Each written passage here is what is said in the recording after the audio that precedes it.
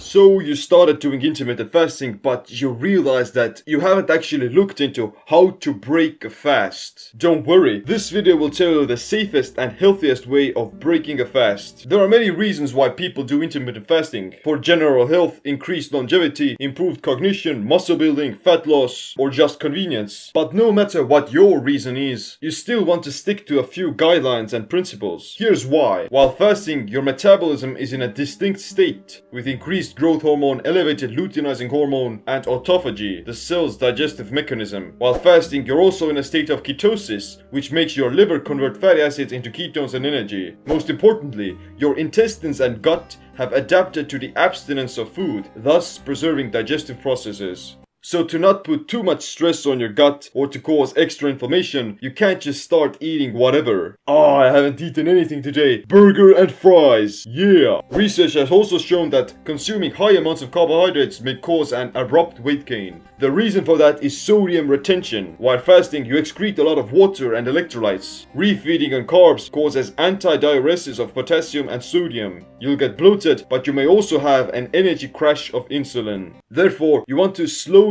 ease into eating the right foods at the right time when breaking your fast. It also depends on how long you've been fasting for. If you're coming off a 5-day fast, 5 days, then you need to be more patient when you would just come off from a daily 16-hour fast. Let's start off with the average situation where you've been fasting for only about 16 to 18 hours. You're about to reach the finish line and you're gonna break your fast. During your fast, you can drink non-caloric beverages like coffee, tea, or water. Now that you're about to break your fast, you want to consume something that stimulates the digestive tract without releasing insulin. Apple cider vinegar is perfect for this. It balances healthy pH levels, kills off bad bacteria in your gut, stabilizes blood sugar, and improves overall health. You can drink a glass of apple cider vinegar during your fast, but it's a great drink to break your fast with as well. I drink apple cider vinegar before any of my meals. 2 tablespoons of apple cider vinegar, 1/2 of lemon squeezed into hot water, 1 pinch of cinnamon for better blood sugar stabilization, 1 pinch of sea salt.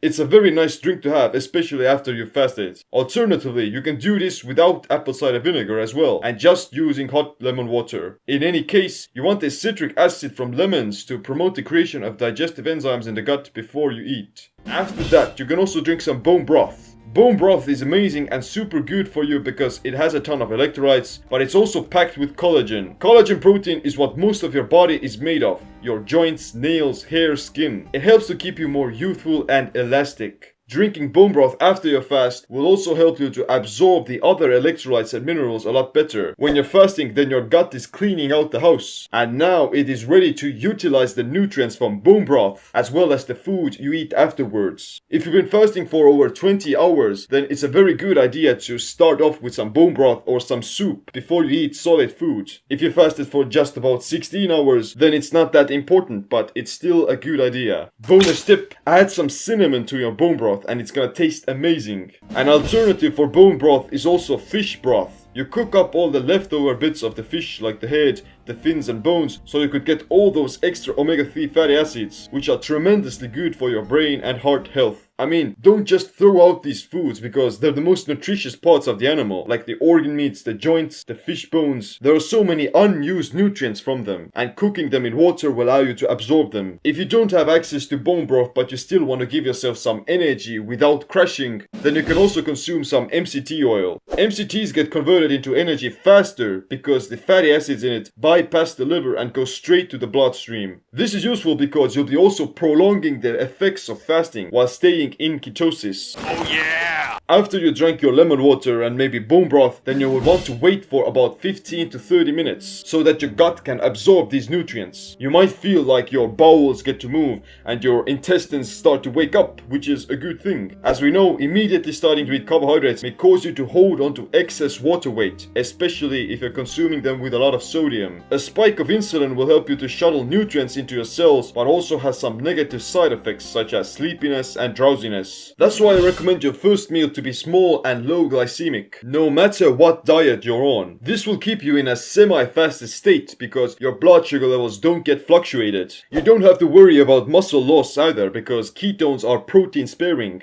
Fasting already puts you into mild ketosis, but if you consume some MCTs or bone broth, then you're not going to cannibalize your own body because you have access to ketones. Here's some example first meals. 2 to 3 eggs, half an avocado, some nuts and spinach, 1 can of sardines with some salad and olive oil. I wouldn't recommend you break your fast with red meat because it's more difficult to digest than eggs or fish. Meat products should be eaten as your second meal. Okay, let's talk about fruit. Fruit is made of fructose, which is sugar that can be metabolized only by the liver. It can't be used to replenish muscle glycogen. Your liver can store 100 to 150 grams of glycogen, which gets depleted quite quickly during a 24-hour fast. So the best time to consume fruit is when your liver glycogen stores are empty, when you're fasting or when you're exercising. Because if your liver is already full and you're eating fruit, then that fructose will be stored as fat, and you may even potentially get fatty liver disease. But there aren't many benefits to fruit in general. If your liver glycogen stores get depleted,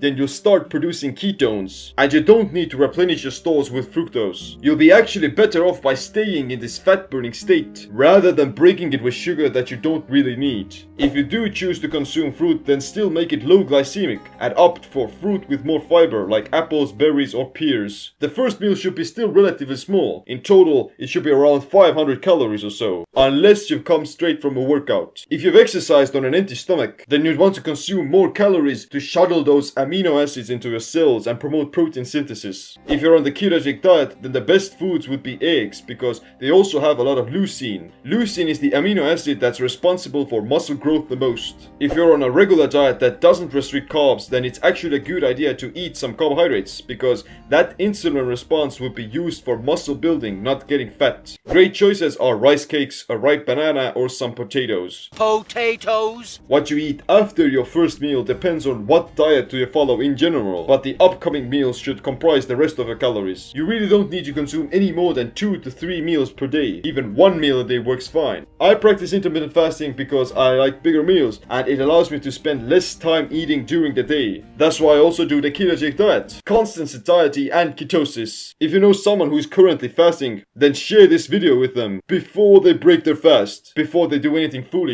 Be a good friend. I have my keto programs and books, but this channel also has a ton of information on both fasting and keto. But thanks for watching, click the like, subscribe, notification bell as well. My name is Seem. Oh yeah! Stay fat adapted, stay empowered. Potatoes.